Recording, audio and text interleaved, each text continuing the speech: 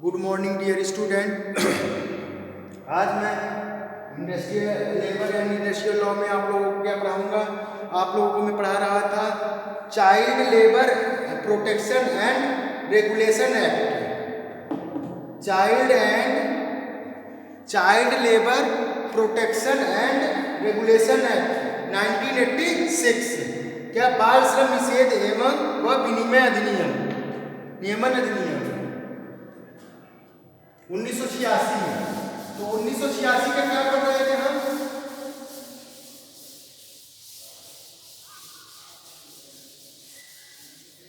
उन्नीस का ये एक्ट हम पढ़ रहे हैं, ठीक है।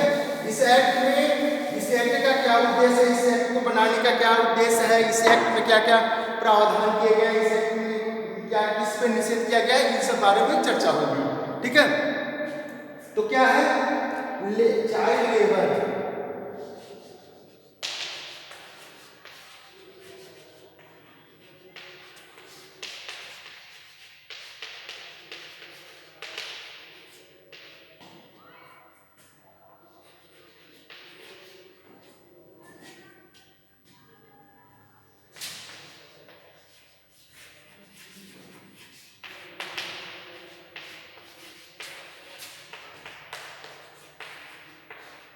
नाइनटीन 86 का उद्देश्य क्या है, ठीक।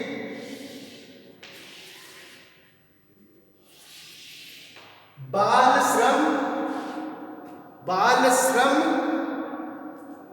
श्रम निषेध व नियमन अधिनियम 1986 का उद्देश्य क्या है, इसके बारे में मैंने जनरल जानकारी पिछले क्लास में दे दिया हूं। पिछले क्लास में मैं इसके बारे में जनरल जानकारी दिया था, ठीक। लेकिन अब मैं आज आप लोगों को इस एक्ट के बारे में कुछ बताऊंगा, कुछ सेक्शंस पढ़ाऊंगा, इंपॉर्टेंट सेक्शन पढ़ा दूंगा, ठीक है। तो क्या है उद्देश्य, क्या है इस एक्ट के बनाने का क्या उद्देश्य है? कम आयु के बच्चों को असुरक्षित एवं हानिकारक उद्योगों में नियोजित करने से रोकना तथा उनके कार्य की दशाओं को विनियमित करना। देखिए हर एक्ट का कुछ ना कुछ उद्देश्य होता है, एक्ट बनाने का कुछ ना कुछ उद्देश्य होता है। तो इस एक्ट का भी कुछ उद्देश्य है, ऑब्जेक्ट है, ठीक। क्या ऑब्जेक्ट है? ऑब्जेक्ट ये है कि जो कम आयु के बच्चे हैं, जो कम आयु के बच्चे हैं असुरक्षित एवं हानिकारक उद्योगों में नियोजित करने से रोकना तथा उनके कार्य की दशाओं को विनियमित करना, ठीक है। मतलब जो छोटे बच्चे हैं उनके जो असुरक्षित हैं वैसे स्थान पर काम करने से रोकना, और यदि ऐसा काम किया जा रहा है तो कहाँ बच्चे काम कर सकते हैं इसके बारे में बताया गया है, ठीक है। लेकिन एक सीमा तक के बच्चों को एकदम काम से रोका गया है, तो उस सीमा तक के बच्चे काम नहीं करेंगे, ठीक है। अब इस सेक्शन का तो ये उद्देश्य है कि जो छोटे बच्चे हैं, कम उम्र के बच्चे हैं, उनको असुरक्षित या हानिकारक जो भी है ऐसे उद्योग में या विनियोग में नहीं रखा जाएगा, नियोजित नहीं किया जाएगा जहां ऐसा असुरक्षित कार्य हो रहा हो। और दूसरा, यदि ऐसा किया जा रहा है किसी जनरल प्लेस में किया भी जा रहा है, अच्छा असुरक्षित नहीं सुरक्षित स्थान पर किया भी जा रहा है, तो उनके क्या घंटे होंगे कार्य करने के और कितने देर तक वो काम करेंगे, क्या क्या क्या करेंगे, वो सारे रूल्स एंड रेगुलेशन इस एक्ट में बताया गया है, ठीक। अब क्या है, अब आगे देखिए। अब सेक्शन 2 इसका हम पढ़ेंगे, किसका? इस एक्ट का सेक्शन 2 पढ़ेंगे। सेक्शन 2 में क्या बताया गया है? जैसा कि इसमें कुछ सेक्शंस होंगे, लेकिन हम इंपॉर्टेंट सेक्शन बताएंगे, ठीक है। सेक्शन 2 में क्या है? बालक किसे माना जाए, ये एक्ट के सेक्शन 2 में बताया गया है कि बालक किसे माना जाएगा, ठीक है। बालक कौन होगा, ठीक, इसके बारे में बताया गया। तो यहाँ निगेटिव परिभाषा दी गई है, मतलब इस सेक्शन 2 में निगेटिव बात बताई है, बालक कौन नहीं है, बालक कौन है कि कौन नहीं है, ठीक है। तो क्या है? बालक उसे माना गया है जिसने अपनी आयु के 14 वर्ष पूरे नहीं किए हैं। मतलब क्या? 14 वर्ष से छोटे बच्चे को, ठीक, 14 वर्ष से छोटे बच्चे हैं उनको बालक माना जाएगा, ठीक। लेकिन वयस्क की उम्र क्या होती है? 18 साल होती है। तो 14 से 18 के बीच में मतलब यानी काम पे रख सकते हैं। ठीक, ये हुआ 14 के बाद। ठीक, बालक कौन है? जिसने 14 वर्ष की आयु पूरी नहीं की है, वो बालक है, यानी 14 वर्ष पूरा होते ही वो काम कर सकता है। ठीक, ये हो गया। अब दूसरा सेक्शन 3 पढ़ना है। सेक्शन 3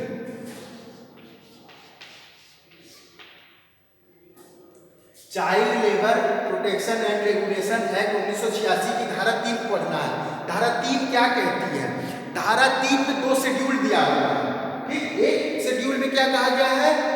2 शेड्यूल है, सूची दी गई है। ठीक, 2 सूचियां दी गई हैं, सूची ए और सूची बी। 2 सूची दी गई है। 2 सूची में उपजीविका के बारे में बताया गया है, एक सूची में उपजीविका के बारे में बताया गया और दूसरी सूची में क्या बताया गया है कि उन प्रक्रियाओं का उल्लेख करता है जहां बालकों के नियोजन का प्रतिषेध है।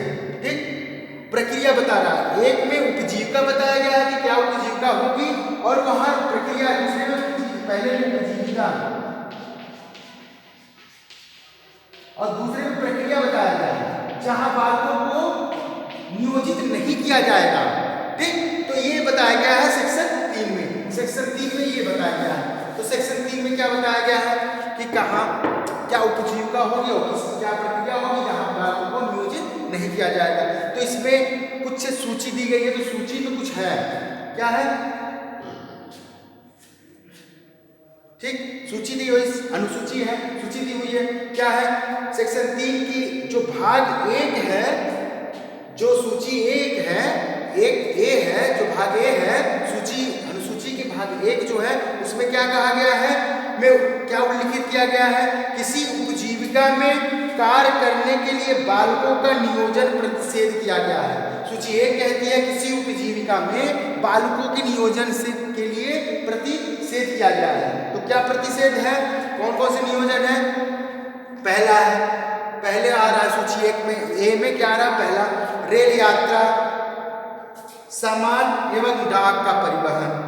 रेल यात्रा, सामान एवं डाक का परिवहन, मतलब रेल यात्रा में या डाक परिवहन में या सामान, जो सामान बच्चे उठाते हैं, इनके लिए उपजीविका में बालकों को रोका गया है।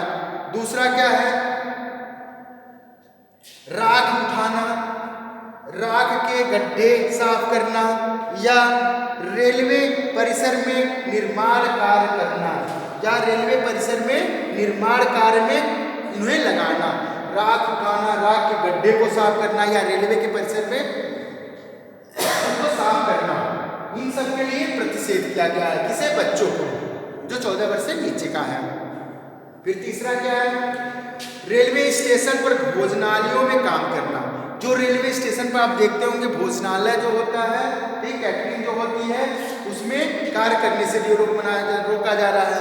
तथा बार बार ट्रेन से उतरने चढ़ने वाला कार्य करना, जैसे देखते हैं चना, ठीक, बिस्किट, कोल्ड ड्रिंक्स, पानी, बच्चे क्या लेके ट्रेन में चढ़ते हैं, उतरते हैं, बार बार बेचते हैं, फिर उतर जाते हैं, चढ़ते उतरते हैं। ऐसे कार्यों से रोक लगाया गया, क्योंकि ऐसा कार्य करेंगे तो वो क्या है कि गिरने की संभावना रहती है, ट्रेन से कटने की संभावना रहती है, गिर के, ठीक, इन सब के लिए भी रोक लगाया गया है। फिर नेक्स्ट क्या है? चौथा, रेलवे स्टेशन, रेल की पटरियां तथा उनके निकट का कोई निर्माण कार्य। रेल की जो पटरियां हैं या रेलवे के निकट है, कोई ऐसा कार्य, निर्माण कार्य जो हो रहा है, उसमें बच्चों का नियोजन नहीं करेंगे। यदि ऐसे बच्चों का नियोजन किया जा रहा है तो वो अवैध माना जाएगा। ठीक, नेक्स्ट, बंदरगाह पर कार्य करना।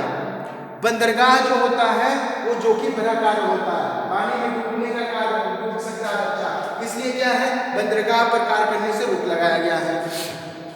ठीक, नेक्स्ट क्या है?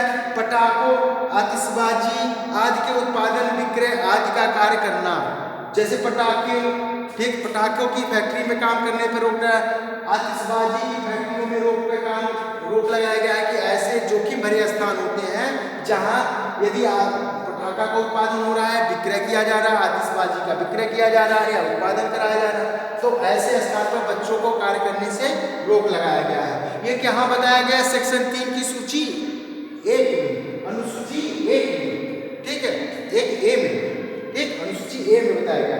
अब दूसरा है क्या है, अनुसूची बी है, ठीक है। अनुसूची बी में प्रक्रिया बताया, क्या बता रही है, भाग बी उन प्रक्रियाओं का उल्लेख करता है जहां बालकों के नियोजन पर प्रतिषेध है, जिनमें ये प्रक्रियाएं मुख्य हैं, जहां बालकों के नियोजन पर प्रतिषेध है, ठीक, जिनमें ये प्रक्रियाएं मुख्य हैं। क्या क्या है, बालकों के नियोजन पर प्रतिषेध है, ठीक।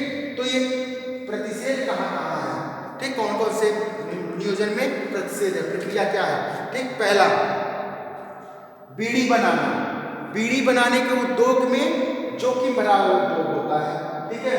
बीड़ी बनाने के उद्योग में बच्चों को नियोजित नहीं किया जाएगा। कारपेट बनाने में, कारपेट वाला जो कारपेट बनाने वाला फैक्ट्री है या कारपेट बनाने वाली कंपनी है, उसमें काम नहीं करेगा बच्चा। सीमेंट उद्योग में बच्चों को काम में नहीं लगाया जाएगा। कपड़ों की रंगाई, सुखाई, बुनाई आदि के कार्यों में भी इसे नहीं लगाया जाएगा। कपड़ों की क्या होगी, रंगाई, धुलाई और सुखाई के कार्य में नहीं लगाया जाएगा बच्चों को, ठीक। माचिस, विस्फोटक तथा पटाखों का निर्माण करने वाले कंपनी में नहीं लगाएगा, ठीक। माचिस, पटाखों तथा विस्फोटक के समाज वाले कार्य में भी नहीं लगाया जाएगा। साबुन निर्माण में नहीं लगाया जाएगा बच्चों को। ऊन की सफाई में नहीं लगाया जाएगा बच्चों को। भवन एवं निर्माण उद्योग में नहीं लगाया जाएगा बच्चों को। स्लेट पेंसिल निर्माण विभाग में नहीं लगाया जाएगा। स्लेट पेंसिल निर्माण वाले उद्योग में नहीं लगाया जाएगा बच्चों को। विषैले धातु से संबंधित निर्माण प्रक्रिया आदि में बच्चों को नहीं लगाया जाएगा। ये हो गए कुछ शेड्यूल्ड जिसमें छोटे छोटे बच्चों को काम पे नहीं लगाया जाएगा। इनमें 14 वर्ष से नीचे के बच्चों को काम पे बिल्कुल नहीं लगाया जाएगा, ठीक।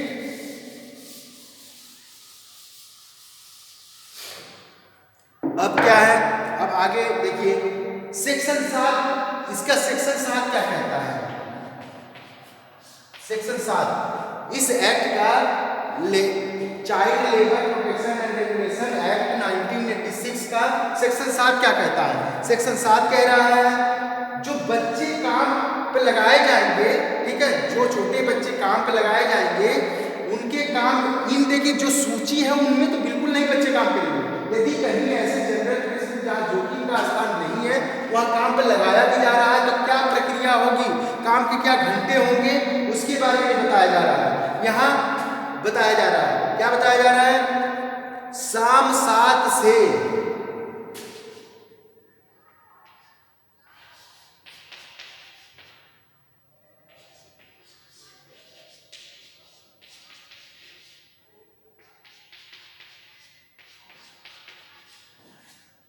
सेवन 7 कहता है, इस एक्ट का 7 कहता है शाम 7 बजे से शाम के 7 बजे से सुबह 8 AM तक, ठीक, शाम 7 से और सुबह 8 बजे तक क्या करना है, 8 बजे शाम 7 बजे से 8 बजे के बीच में रात्रि के समय में किसी बच्चे को किसी भी नियोजन में कार्य में नहीं लगाया जाएगा, ठीक है, किसी बच्चे को नियोजन कार्य में नहीं लगाया जाएगा, ठीक।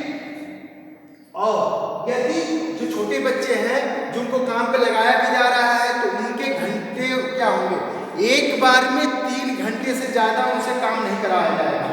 3 घंटे का कार्य यदि वो कर लिए हैं तो बीच में 1 घंटे का रेस्ट दिया जाएगा, या 2 घंटे करके आधे घंटे का रेस्ट, 1 घंटे का रेस्ट हर एक काम में। बच्चों के जो काम के घंटे हैं उनके 3 घंटे के बाद 1 घंटा रेस्ट होगा। और किसी भी कंडीशन में 6 घंटे से ज्यादा किसी बच्चे से काम नहीं ले सकते आप, ठीक। मतलब क्या है, 3 घंटे के बाद 1 घंटे रेस्ट देना है और किसी भी कंडीशन में 6 घंटे से ज्यादा बच्चों से काम नहीं कराएंगे आप, ठीक है। इस एक्ट में ये रोक लगा दी गई है, ठीक। 6 घंटे से ज्यादा का काम वर्क उससे नहीं कराएंगे किसी बच्चे से। अब सेक्शन 8 क्या कहता है,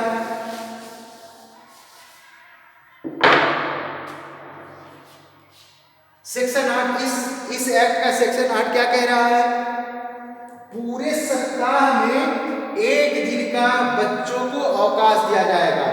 देखिए 7 क्या कह रहा है, 7 कह रहा है कि 6 घंटे का कार्य ही लेंगे आप बच्चे से, 6 घंटे का कार्य लेंगे और उस 6 घंटे में पार्टीशन है कि 3 घंटे के बाद 1 घंटे का रेस्ट लेंगे और किसी भी कंडीशन में 6 घंटे से ज़्यादा आप काम नहीं लेंगे। 7 कहता है। 8 क्या कह रहा है कि एक हफ्ता में एक दिन पूरे 24 घंटे की छुट्टी रहेगी। बच्चे को 24 घंटे की छुट्टी रहेगी। ठीक, रात में वैसे भी नहीं काम करना है, 7 से 8 के सुबह 8 के बीच में काम नहीं करना है, लेकिन 1 घंटे एक दिन के सप्ताह के एक दिन का पूरा अवकाश रहेगा। ठीक है, सेक्शन 8 कहता है। सेक्शन 9 क्या कह रहा है? सेक्शन 9 कह रहा है यदि नियोजन किसी बालक को नियोजित करता है, यदि कोई नियोजन किसी बालक को नियोजित करता है तो नियोजन की तिथि से 30 दिन के अंदर निरीक्षक को सूचित करने के लिए बाध्य है।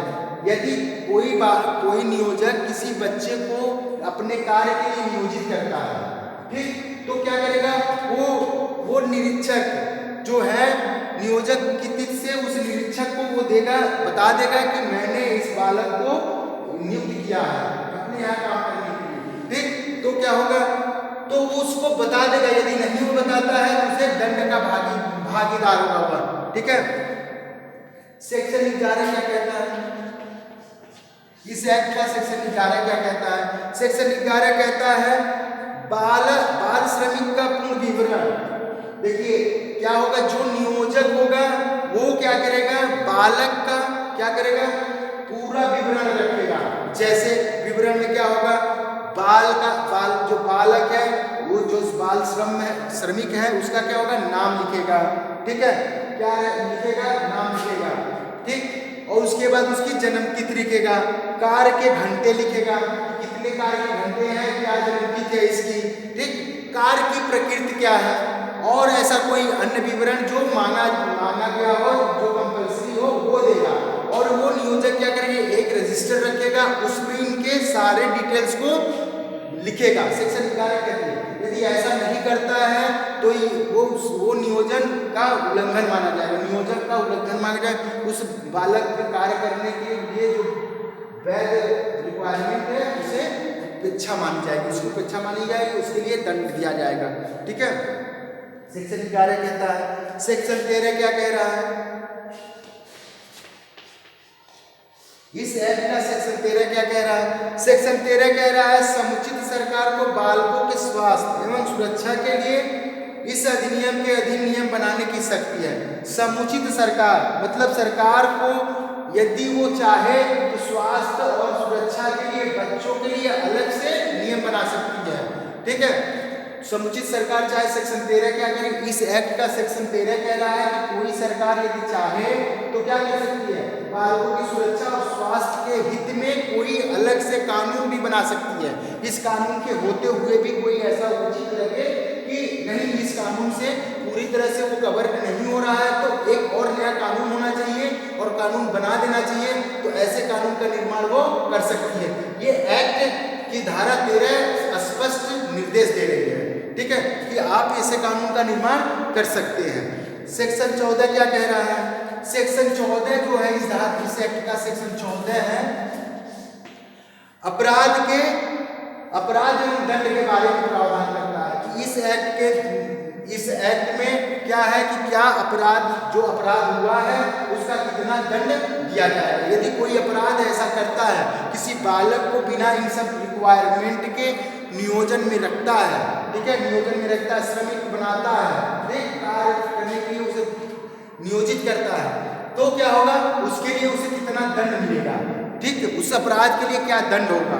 तो दंड का क्या है, यदि पहली बार किसी बच्चे को ऐसा रखा गया है, ठीक, उपेक्षा बरती गई है इस एक्ट के अंतर्गत, तो क्या होगा, 3 माह से 1 साल तक की सजा होगी। 3 माह से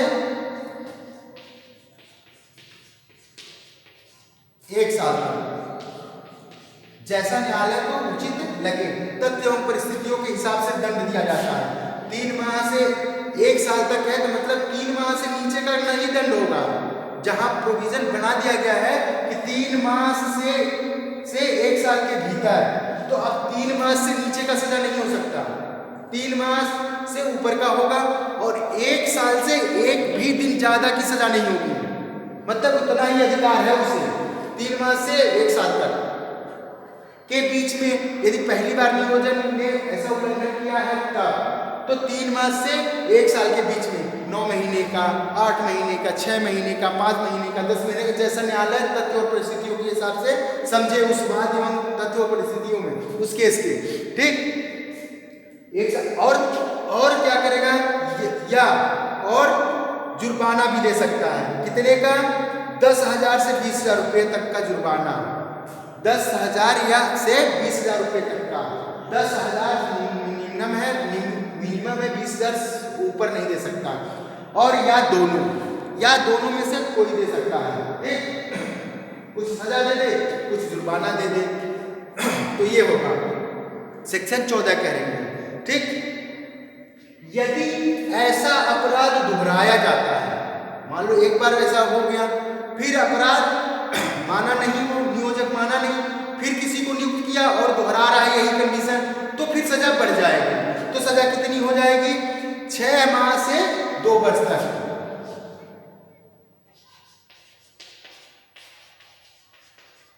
6 माह से 2 वर्ष तक। 6 माह से 2 वर्ष तक यदि दोबारा यही उपेक्षा बरत रहा है नियोजक, तो क्या होगा? 6 माह से 2 वर्ष के बीच में सजा दे दी जाएगी और जुर्माना यही रहेगा या दोनों, ठीक है। ये 20,000 तक का जुर्माना हो जाएगा, दोनों ठीक रहेगा, ठीक। ये हो गया। सेक्शन 16 क्या कह रहा है? सेक्शन 16 कह रहा है कि कोई व्यक्ति पुलिस अधिकारी या निरीक्षक, कोई व्यक्ति, कोई जनरल व्यक्ति, ठीक, या पुलिस अधिकारी या कोई निरीक्षक कोई अपराध होने की स्थिति में, यदि कोई अपराध होता है तो कोई जनरल व्यक्ति या पुलिस अधिकारी या कोई निरीक्षक, ठीक, जो ये देखता है, ऐसा अपराध देख रहा है, वो क्या करेगा? किसी सक्षम अधिकारी को या सक्षम न्यायालय में सक्षम अधिकारी को, क्षेत्राधिकारी को क्या करेगा?